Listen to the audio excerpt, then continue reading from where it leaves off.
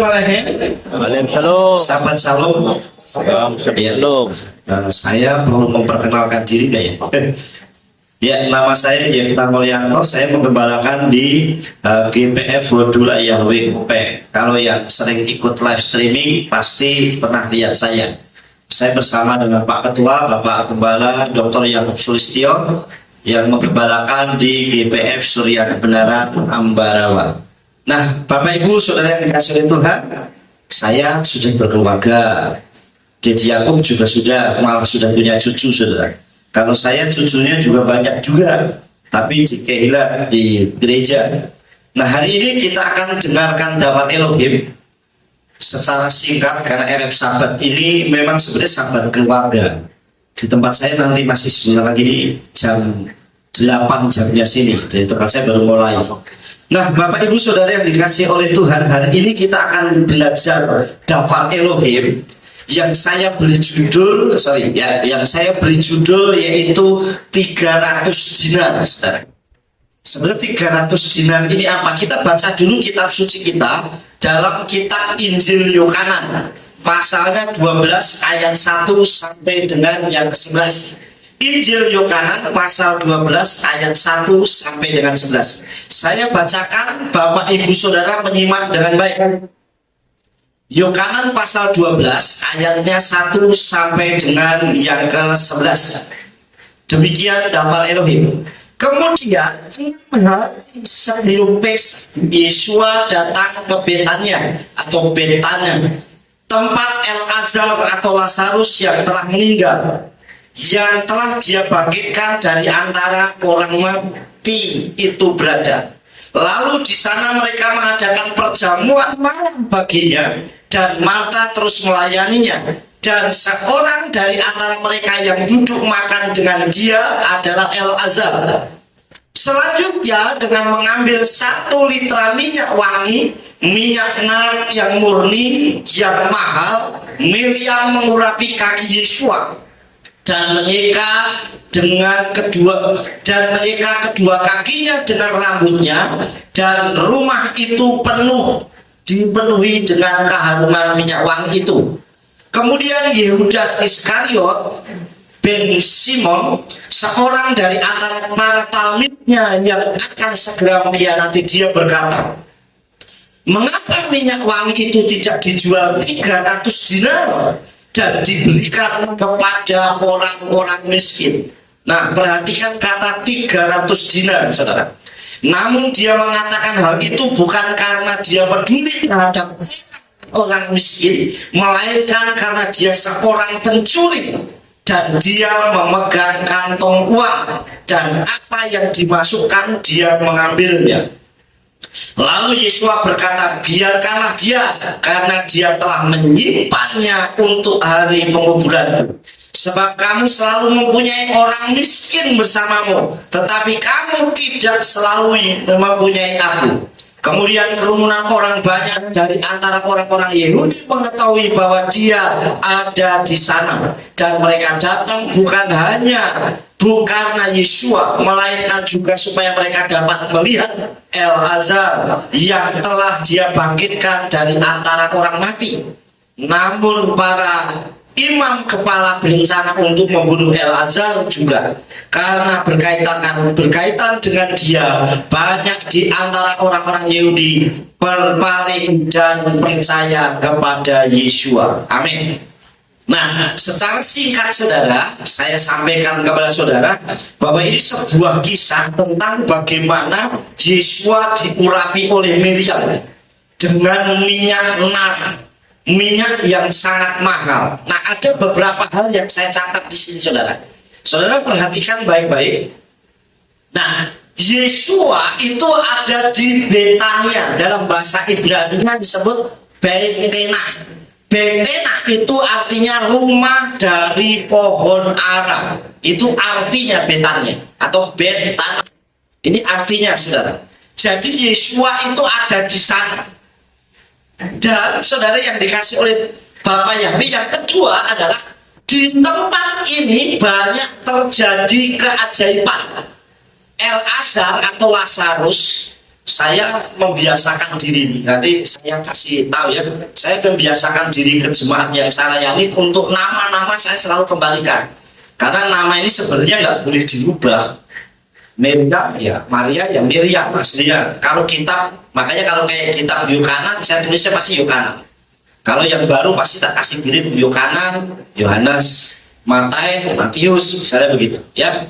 Nah, di tempat ini banyak terjadi keajaiban. Salah satunya adalah El-Azhar atau Lazarus yang dibangkitkan.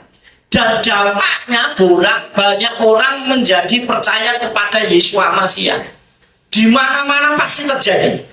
Kalau di situ ada banyak mujizat, pasti orang banyak yang datang. Saudara, sampai hari ini di rumah saya masih banyak orang yang datang. Beberapa waktu yang lalu orang yang belum kenal Tuhan pun datang. Tadi masih komunikasi dengan saya. Banyak hal yang minta. Kenapa? Karena butuhnya mujizat, bukan karena keselamatan. Dan kita akan lanjutkan ya, saudara. Yang ketiga, perhatikan baik-baik yang ketiga. Yang ketiga adalah Miriam mengurapi Yesua dengan minyak nar dengan rambutnya.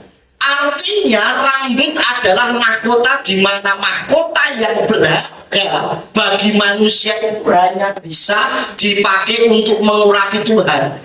Jadi saudara bayangkan, kepala kita yang kurang kadang pegang aja nggak boleh, tapi di hadapan Tuhan itu sangat rendah. Tapi seringkali orang sombongnya melebihi yang lain, saudara. Nah, di sini Miriam mahkotanya itu hanya dipakai untuk mengurapi Yesua. Apa yang kita anggap berharga ternyata kecil di hadapan Tuhan. Makanya nggak ada orang yang perlu kita sombongkan. Wah, saya punya rumah bagus, megah. Rumah yang mewah bagus pun begitu kita nanti nggak akan pernah kita bawa. Itu artinya kecil. Mobil yang paling bagus pun yang kita naikin, sekali waktu kita dipanggil Tuhan, yang bawa kita bukan mobil kita tapi ambulan. Jadi artinya nggak ada yang bisa kita banggakan. Makanya kalau orang masih hidup sombong nggak bisa. Kitab suci tulis kenapa tabut ini ada gambar tabut, tempatnya di ruang Maha Kudus. Kenapa tabutnya di ruang Maha Kudus, nggak di ruang kudus atau nggak di pelataran? Karena sekali waktu kita kembali ke hadirat Bapa yang di ruang Maha Kudus yang ada di dalam tabut. Nah, kita lanjutkan ya saudara. Nah, yang keempat, harga minyak nar itu 300 dinar. Saudara bayangkan, sebenarnya 300 dinar itu sebenarnya apa sih? Nah, kita akan pahami di sini. Harga minyak nar itu 300 dinar. Kita akan lihat. Nah, 300 dinar itu seberapa? Perhatikan baik-baik ya. Makanya minyak wangi itu begitu ditumpahkan seluruh ruangan itu baunya harum. Beda dengan minyak sekarang, baru dioles 5 menit hilang baunya. Tapi minyak ini tidak, saudara, begitu mahalnya. Nah, 300 dinar ini sangat mahal. Saudara bayangkan, upah pada zaman itu orang dibayar gajian, upahnya itu orang bekerja 1 hari 1 dinar. Orang kerja sehari bayarannya 1 dinar. Minyak itu harganya 300 dinar, saudara. Terus ya, coba kita baca dalam kitab Injil Matius. Ya, Matius pasal 20 ayat 2. Perhatikan. Saya bacakan, saudara menyimak dengan baik. Matius 20 ayatnya yang kedua. Dan setelah sepakat dengan para pekerja atas upah sedinar sehari, dia menyuruh mereka ke kebun anggur. Nah, yang saya garis bawahi, saudara, perhatikan. Upahnya orang kerja sehari, yaitu upahnya berapa? 1 dinar. Jadi minyak itu harganya 300 dinar. Kalau orang itu sehari kerja dapat upah sehari, nggak usah makan deh. Anggaplah makannya numpang ke orang lain. Dia ngumpulin uang setahun itu cuma terkumpul 300 dinar. Kerja setahun nggak diapa-apain, itu hanya terkumpul 300 dinar. Kenapa? Karena waktu itu ada Sabat, ada hari raya, pasti nggak 365 atau nggak 360 karena dipotong Sabat, betul kan? Sabat orang pasti libur, dipotong aja setahun berapa Sabat? Kalau seminggu 4, sebulan udah berapa? Betul kan? 4 kali 12, 44, belum hari raya. Makanya jumlahnya orang kalau kerja setahun bayarannya cuma 300 dinar. Saudara bayangkan uang 300 dinar kerja setahun hanya kepake ngurapin Yesua. Paham saudara sampai di sini? Begitu berharganya Yesua dalam hidup kita. Makanya materi uang gak ada harganya di hadapan Tuhan kalau kita sungguh-sungguh mengikut Yesua. Amin saudara. Nah perhatikan ya. Jadi jika orang Yahudi bekerja selama 365 hari dikurangi libur dan juga sabat dan hari raya, maka dalam setahun orang hanya dapat upah 300 dinar. Nah dengan uang itu orang bisa membeli, pas beli uangnya dikumpulin dapat 300 dinar, cuma kebeli satu minyak. Saudara bayangin satu minyak loh. Terus minyaknya ditumpahkan untuk mengurapi Yesua. Coba kalau sekarang kerja di sini, harga minyak itu dikurskan. Orang kerja di sini sehari berapa? Anggaplah 100.000 kali ya. Ya sekitar ya 100.000. Berarti kalau sehari itu, kalau dia setahun 3 kali 300, gajinya berapa? 30 juta ya. 30 juta cuma dapat minyak. Terus minyaknya ditumpahin. Yang punya istri mesti ngamuk. Uang segitu cuma beli minyak, terus minyaknya cuma dipakai. Saya yakin suami istri bisa ribut, saudara. Tapi saudara perhatikan apa yang dilakukan Miriam ini pelajaran buat kita, saudara. Kita lihat. Coba kita bayangkan, kerja 1 tahun dan kebeli minyak hanya sekali pakai untuk Yesua ya, untuk mengurapi Yesua. Begitu berharganya pengorbanan Yesua Masih bagi yang melayani dengan sungguh-sungguh. Makanya orang yang melayani Tuhan dengan sungguh-sungguh, dia tidak ambil pusing dengan kehidupannya.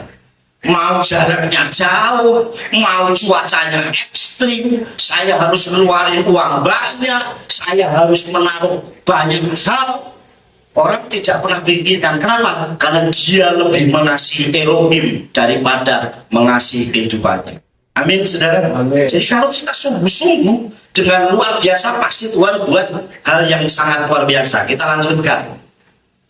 Bagaimana kita bisa melayani Elohim dengan sungguh-sungguh itu? Jujur saya bersyukur, saya sering lihat postingan di GPF Menorah, kan temenan Facebook sama saya.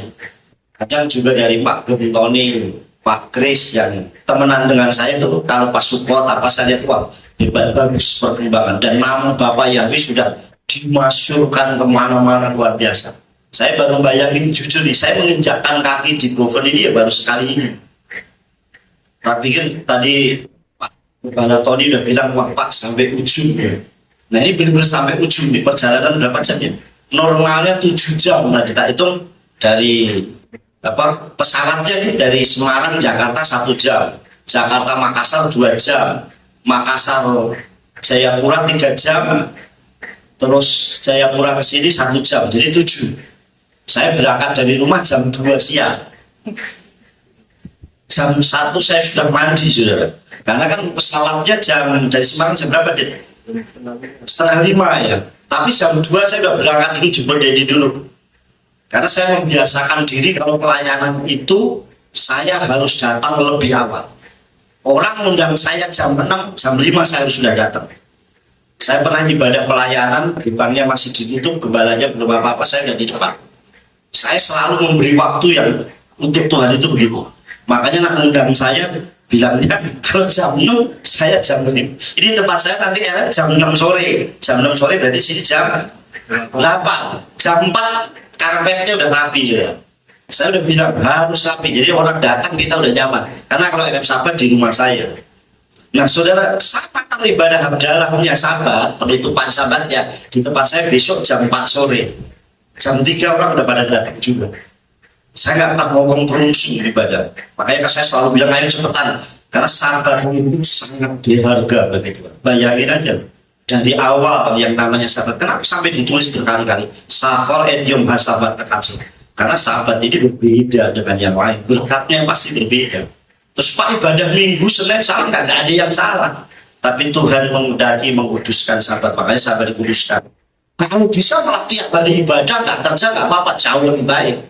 tetapi waktu yang dikuduskan tetap harus dikuduskan. Nah, bagaimana kita bisa melayani Elohim dengan sungguh-sungguh itu? Yang pertama, perhatikan ya, yang pertama adalah melayani banyak orang dengan kasih, ya, karena pasti akan banyak orang yang membutuhkan kita. Ini gambaran orang miskin di sekitar kita. Yesus katakan dia melayani persiapan penguburan, sedangkan orang miskin banyak. Jadi kalau kita mau melayani siapapun itu dimanapun kita akan bisa berjumpa. Saudara yang dikasih oleh Tuhan, kita kan ketemu dengan orang yang melayani. Yang penting melayani itu dengan sungguh-sungguh, dengan hati. Jangan pernah pamrih. Melayani itu harus tulus, jangan modus. Pak ya, kalau melayani itu harus baik, jangan pernah pura-pura baik. Jadi jangan sampai, coba pernah ngaca.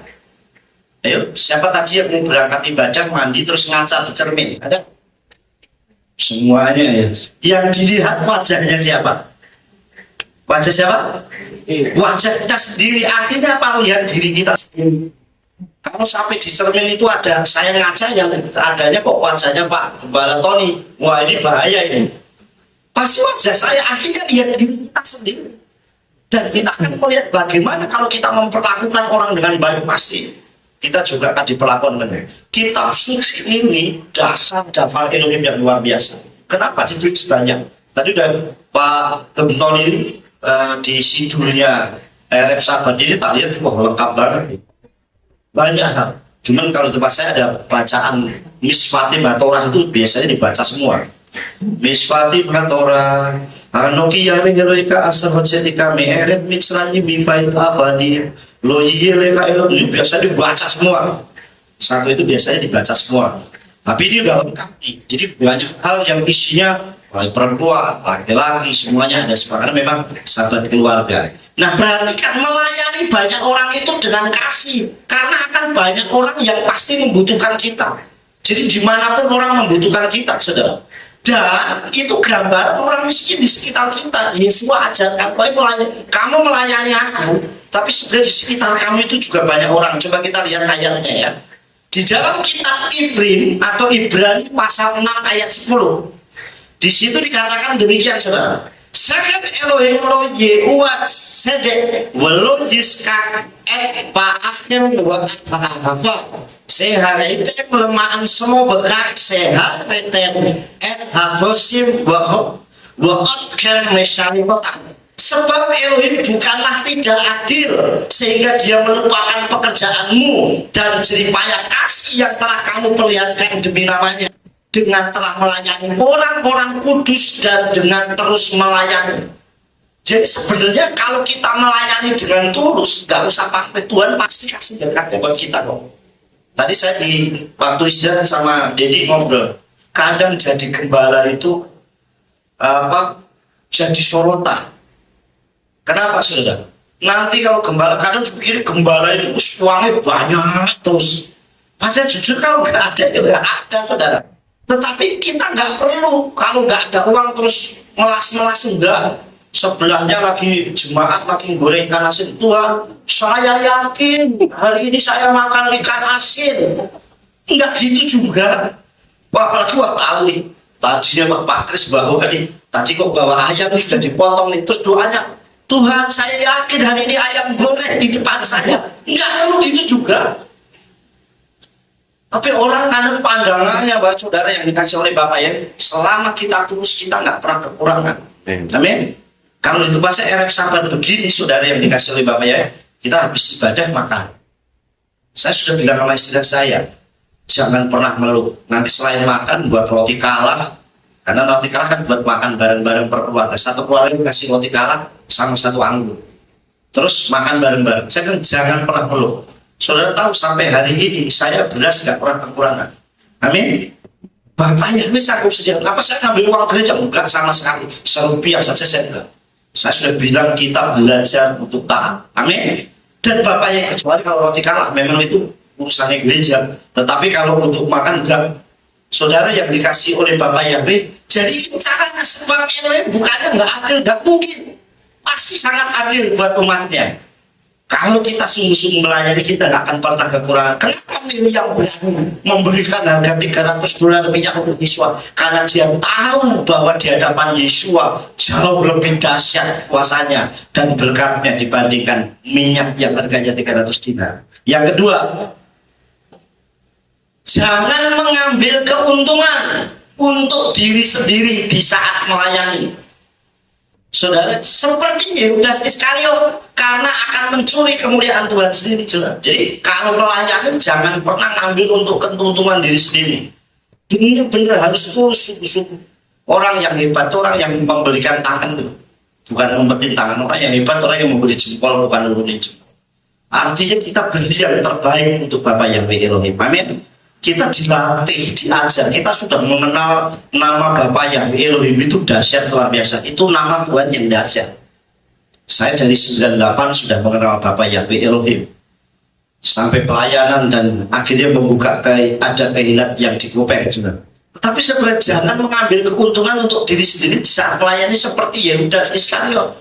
Jangan salah loh. Yang milih Yudas Iskariot siapa? Yang milik Yesua sendiri, tapi dia gugur di tengah jalan. Nah, saudara, yang dikasih oleh dan dikatakan ayatnya tadi, dan dia memegang sekantong uang. Makanya saya kalau ada gambar perjamuan, ya, itu saya suruh nebak yang paling saya hafal cuman Yudas. Kenapa? Karena dalam gambar mesti ada pegang kantong, bukan mesti Yudas. Kalau dalam perjamuan cuma satu toh yang pegang kantong. Makanya si pelukis itu saya lihat, oh ini yang jadi Yudas, karena megang kantong. Tujuannya bukan untuk dirinya, untuk orang lain, tetapi untuk dirinya sendiri. Berapa banyak orang yang pelayanan tapi motivasinya beda. Hari ini kita belajar. Saya mengenal Pak Gentoni dulu masih remaja gitu ya. Dulu ke Salib Putih umur berapa? SMA kali ya? Udah kuliah? Ya berarti pemuda ya. Dulu masih anak saya masih 6 tahun, belum ada, kayak 6 tahun aja belum ada dulu. Makanya kenal saya udah lama, tapi di sini saya lihat waduh luar biasa nih. Perkembangan dulu masih waktu Jun. Nah, saudara yang dikasih oleh Bapak, karena kalau kita untuk kepentingan diri sendiri, itu namanya mencuri kemuliaan Tuhan. Kita akan lihat ayatnya, saudara. Nih, Kohelet atau Pengkhotbah pasal 10 ayat 12.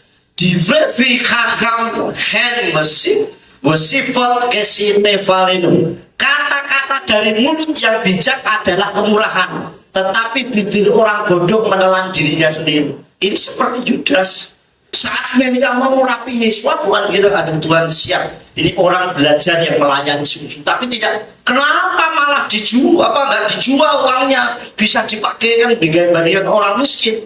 Ini karena dia bukan memikirkan untuk Tuhan, tetapi memikirkan untuk dirinya sendiri. Jadi saudara, kitab suci jangan kata-kata yang dari mulut yang bijak adalah kemurahan. Dan tetapi bibir orang bodoh melandisinya seperti Yudas, orang bodoh.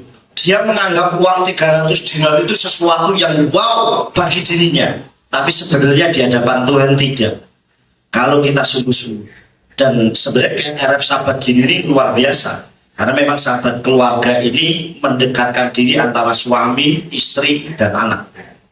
Kalau di tempatnya habis acara RF gini, habis firman Tuhan ngumpul. Karena kan ngumpul kalau tempat saya kan di rumah masing-masing. Saya nggak di rumah masing-masing, kenapa? Karena nanti mesti ada cowok sendiri lulus. Kalau yang nggak taat itu kadang, sih saya masih lembur, kamu duluan, nanti nggak bagus. Makanya ngumpul, begitu ngumpul, nanti selesai mereka akan suami istri, suami memberkati istri, memberkati anak-anaknya. Baru kita kasih roti kalah tuh, terus dibagi-bagi. Nah ini akan membuat apa? Mereka sehati, tidak ada celah suami istri untuk terjadi keributan.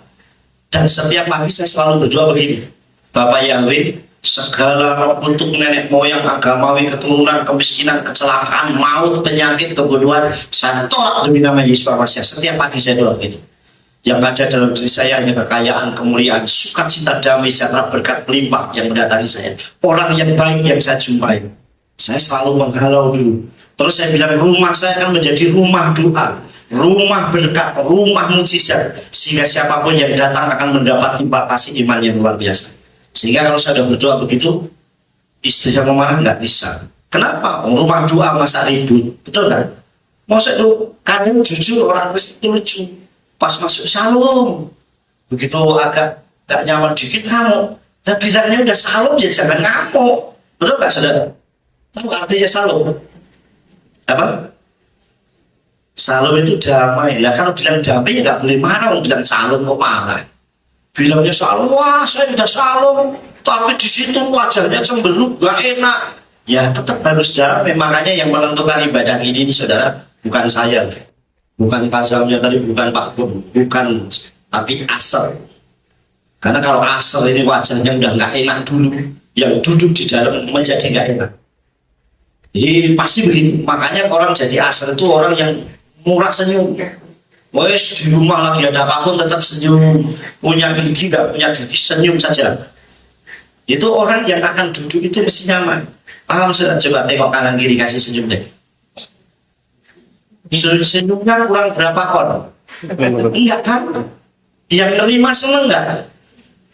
Seandainya saudara kita nggak gila, senyum kita nggak akan pernah berkurang. Tapi yang menerima itu seneng. Nah ini hal yang sederhana. Kemudian yang ketiga saudara, ya ini biar cepat. Berani bayar harga, artinya berkorban sekalipun harus mengeluarkan biaya, bahkan juga harga diri. Seperti Miriam yang mengurapi Yesua dengan ranggutnya. Jadi pelayanan itu membayar harga. Jumlah 300 dinar gak seberapanya dibandingkan berkat yang Bapak yang besar Yesua Masih berikan buat kita. Sepanjang hari ini aja kita bisa bernafas itu udah anugerah yang luar biasa. Oleh sebab itu saudara berani bayar harga, benar. Saya mau melayani harus menyiapkan waktu, harus menyiapkan biaya dan sebagainya, saudara yang dikasih oleh Tuhan.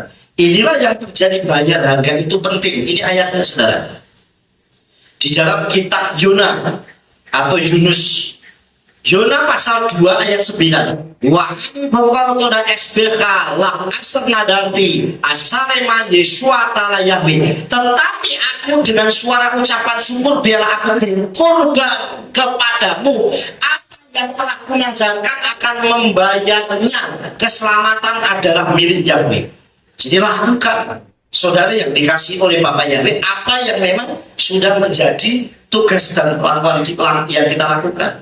Si Yona ini tadinya kan menolak saudara. Waktu dapat visi ke Niniwe, dia nggak mau. Dia lari kemana?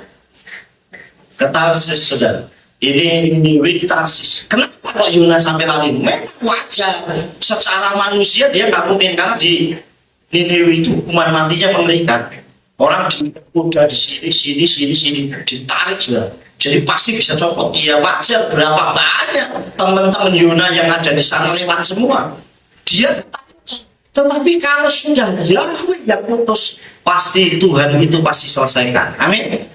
Sehingga buktinya apa? Begitu dia naik kapal itu dan kapalnya hampir hilang, dia dimasukkan ke dalam laut, dia pun toh tidak mati. Artinya sulit apapun dalam dunia pelayanan, kalau Tuhan yang urus, pasti Tuhan itu backup kita. Amin. Kita nggak mungkin membutuhkan apa. Saya jujur, saya sekali seumur dulu itu, makanya saya paling anti, saya nggak pernah membuat proposal dari dulu. Apa kok saudara yang dikasih oleh Bapak, saya nggak pernah membuat. Dulu pernah waktu zaman saya masih membantu pelayanan itu bilang begini, ayo buat proposal. Hati saya itu nggak nyaman saudara. Terus kemudian udah nggak apa-apa, soalnya gereja tempat saya ini kan ahli warisnya bukan orang yang mengenal Tuhan dan harus bayar waktu itu. Terus saya akhirnya dibuatkan proposal. Saya ngantar ke Jakarta. Saudara tahu apa yang terjadi? Pertama kali saya bawa proposal yang hati saya udah nggak nyaman, itu di Cempaka Mas, tempatnya Bu Priscilla di GPF apa? Suara Kebenaran. Itu di Cempaka Mas. Yang khotbah jadi aku. Tahu khotbahnya? Jadi nggak tahu kalau saya bawa proposal. Jadi khotbahnya begini. Sampai sekarang masih ini. Anak bapaknya itu jangan pernah minta juga, bayangin rasanya seperti kan full dari timbal saudara.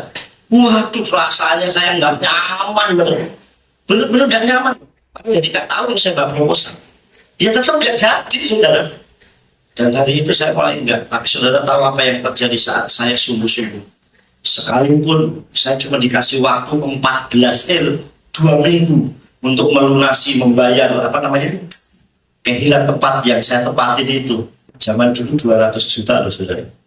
Di pelayanan saya itu di kampung, makanya jujur saya kesini ini yang membedakan cuma adaptasi. Adaptasi apa saudara? Cuaca. Di tempat saya dinginnya pol, kalau saya di gunung kok. Di sini hangatnya pol. Jadi saudara, ya yang menyesuaikan kan cuma itu saja. Kalau coba Pak Gentoli kan pernah di tempat saya itu dingin kan? Waduh, apalagi kalau sudah musim panas kemarin pernah 11 derajat saudara. Itu bayangin AC aja cuma 16 derajat, itu 11 derajat saudara. Terus di sini panas saudara. Makanya ya wajar kalau pesen apa es. Nah, kadang jadi saudara yang dikasih oleh Bapak, tapi waktu 15 hari semuanya terselesaikan. Amin. Kenapa bisa seperti itu?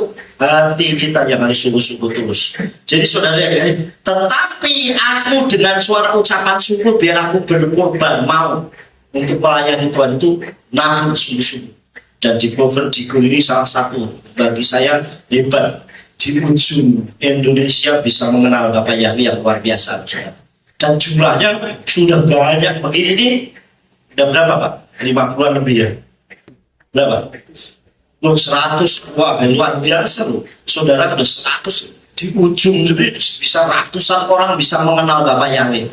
Dan saya yakin pasti akan semakin banyak. Amin. Dan kalau sudah tahu sebenarnya di tempat-tempat kayak gereja-gereja besar itu yang mengenal Bapak Yahwi sudah banyak.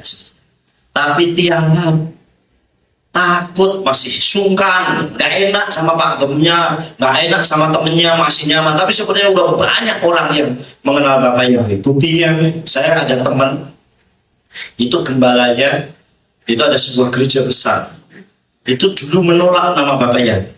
Nah sekarang dia buat status di WA itu lagu gini, Yahweh Rafa Elohim. Mau dibuat video, akhirnya dikomen sama jemaat begini apa jemaat, haleluya, akhirnya gereja yang tadinya belum mengenal Bapak Yahwi sudah menerima Bapak Yahwi, dihapus sama dia. Nah artinya sebenarnya dia udah terima, cuman masih gak berani, itu gak saudara? Dan sebenarnya sudah banyak hal yang seperti itu. Kita lanjutkan yang keempat, teruslah melayani atau bekerja untuk kemuliaan Abah Yahweh Elohim Yeshua Mashiach setiap waktu atau setiap hari. Ingat, upah sehari itu 1 dinar. Jadi hanya untuk melayani Tuhan. Artinya gambaran sama aja kita tiap hari itu harus melayani Tuhan. Nah bagaimana cara melayani Tuhan? Banyak hal. Melayani Bapak Yahwi apa harus selalu memberitakan nama Bapak Yahwi? Tidak. Kita bisa menjadi berkat buat banyak orang itu melayani Bapak Yahwi. Amin. Apalagi sekarang ini di media sosial. Nih, sekarang Pak Kris ini saya lihat aktif di YouTube nih. Ya, itu sudah memberkati banyak orang, saudara. Makanya HP ini jujur, siapa coba yang punya HP angkat tangan. Coba yang punya HP berapa? Biasanya HP-nya digunakan untuk apa? Ini fiturnya ada berapa yang tahu? Banyak. Berapa Pak? WA, IG, Facebook, Telegram, Google, internet, apalagi? Yang paling banyak dipakai apa coba? Yuk. Yang paling banyak dipakai apa? Facebook, WA, Facebook. Facebooknya buat apa? Menyampaikan daftar Elohim? Oh enggak Pak, curhat. Saudara banyak sekarang, justru saya selalu kasih ilustrasi. Saya dulu remaja, itu teman-teman kalau buat itu dulu namanya buku diary. Betul kan? Aku hari ini dimarahin mama, buat tulis. Aku tadi ketemu dia dulu, dia melihat lirik saya, tulis. Terus diumpetin. Itu orang lain melihat aja gak boleh. Sekarang ini suami istri berantem, diunggah ke Facebook. Hari ini suamiku marah-marah, di komen sama temennya. Yang kan yang di Facebook dia kepo kan paling banyak. Jadi suamimu ngapain tadi? Marah-marah. Wah kok bisa suamiku enggak, suamimu beda, berantem lah di situ. Ya kalau nggak mau di komen orang jangan pernah diunggah di Facebook. Lebih baik kirimkan berita dapat Elohim. Amin. Itu menjadi berkat. Saya kirim tiap hari nih.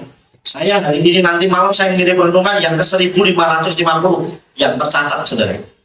Orang aminkan haleluya, enggak ya enggak apa-apa, yang penting saya ngirim saja. Amin. Kalau orang bilang amin haleluya, makanya kalau saya punya di di HP ini, orang bilang saya WA saya nggak bilang salam, mesti saya bilang salam. Pak, saya mau nanya, saya bilang salam, saya selalu bilang gitu. Kalau orang bilang Bapak yang diberkati, pasti saya jawab amin. Karena saya mau diberkati. Karena banyak orang yang komunikasinya itu nggak bagus. Sudah dibilang Bapak yang berkati, nggak pernah bahas. Kalau saya nggak mau, rugi bagi saya selalu bilang amin. Kalau orang belum salam, pasti saya bilang salam. Siapapun yang WA ke saya, makanya kalau orang WA ke tempat saya, pasti saya bilang salam. Kalau sudah bilang salam alaika, pasti saya bilang alaika salam. Pasti begitu sudah. Jadi selanjutnya nih ya, perhatian, teruslah melayani dan bekerja untuk kemuliaan Bapa yang bisa Yesus Masih setiap waktu atau setiap hari. Gambaran 1 dinar 1 hari. Terus ayatnya Kolose 3 ayat 24. Second yotim aten kita kaplu et Yahweh et sekar halakala et haadon hamasya aten of dim. Karena mengetahui bahwa dari Yahweh kamu akan menerima imbalan warisan. Karena kamu sedang melayani Tuhan, yaitu Yesus Masih. Jadi kalau kita melayani Tuhan, upah kita dari Tuhan. Melayani Bapak Yahweh, upah kita dari Bapak Yahweh. Dan jangan pernah takut kalau kita nggak dapat berkatnya, karena Bapak Yahweh pasti memberkati kita. Amin. Karena Tuhan itu nggak pernah mau berhutang buat kita. Yang terakhir, supaya cepat ya, yang terakhir, ayat 300 adalah gematria dari huruf sin. Karena gematria huruf sin itu 300. Karena Ibrani itu ada gematrianya. Alef, Bet, Gimel, Dalet, He, Waw, Sayin, Ketet, Yod 10. Yod 10. Alef 1. Tapi kalau sudah 10, begitu lari ke Yod, habis Yod, Kaf, nggak mungkin 11, tapi 20. Habis Kaf, Lamet, pasti 30. Lamet, Mem, pasti 40. Nun, pasti 50, dan seterusnya. Nanti kalau sudah Sin, itu 300. Nah, 300 dalam gematria dari huruf sin, yaitu mengandung makna yang sangat tajam bagi umat Elohim. Perhatikan, kalau ada perayaan Hanukkah, itu ada namanya dreidel. Nah, dalam dreidel salah satu sisinya tertulis huruf sin. Dan di dalam huruf sin itu di sini mengandung makna dari kata Nesgadol Hayasam, yang artinya bahwa mujizat besar itu selalu terjadi di tempat ini. Amin. Jadi orang yang sungguh-sungguh, orang yang mau ngabur, pasti selalu banyak menerima keajaiban Tuhan. Enggak mungkin enggak. Terus yang kedua, orang mau masuk rumah, biasanya orang Israel ada mesusa. Di rumah saya tak kasih mesusa. Orang mau masuk pasti pegang mesusa dulu. Nih, nah ini mesusa. Dan dalam mesusa ini juga tertulis hurufnya sin, selalu masih sin, yang artinya Sadai Elohim itu maha kuasa. Engkau diberkati saat mau keluar, makanya begitu keluar Yahweh Elohim El Sadai pasti memberkati, masuk pun sama. Dan ini pasti tertulis ya, dalam mesusa tertulis huruf sin yang berarti Sadai atau maha kuasa. Artinya apa? Yahweh Elohim yang maha kuasa itu sanggup memberkati keluar dan masuknya kita, berangkatnya kita dan pulangnya kita, pasti diberkati. Dan ini maknanya dalam, kalau dijawab panjang sekali. Jadi Bapak Ibu Saudara yang dikasih oleh Tuhan, jangan takut. Dengan 300 dinar, dengan 1 dinar setiap hari, teruslah melayani Bapak Yahweh, teruslah beritakan kebenaran, teruslah beritakan besorak atau kabar baik kepada siapapun. Dan saya yakin mana Bover Digul ini, tanah merah ini akan penuh dengan kemuliaan Bapak Yahweh. Amin. Jadi jangan pernah takut kalau kita sendirian. Tadi yang terakhir ya, ini paling terakhir. Saudara bangkit berdiri. Yuk kita baca bersama-sama. Kita baca bersama-sama ya. Saya membiasakan di tempat saya kalau selesai firman Tuhan tak suruh baca. Kalau sudah bilang amin, bilang yes, gitu. Oke? Angkat tangan kita baca bersama-sama. Yuk, 1, 2, 3. Dengan 300 dinar setiap hari kita selalu memuliakan apa Yahweh Elohim, Besar Yesus Masih. Haleluya, amin. Yes. Beri tepuk tangan buat Tuhan. Silakan duduk saudara.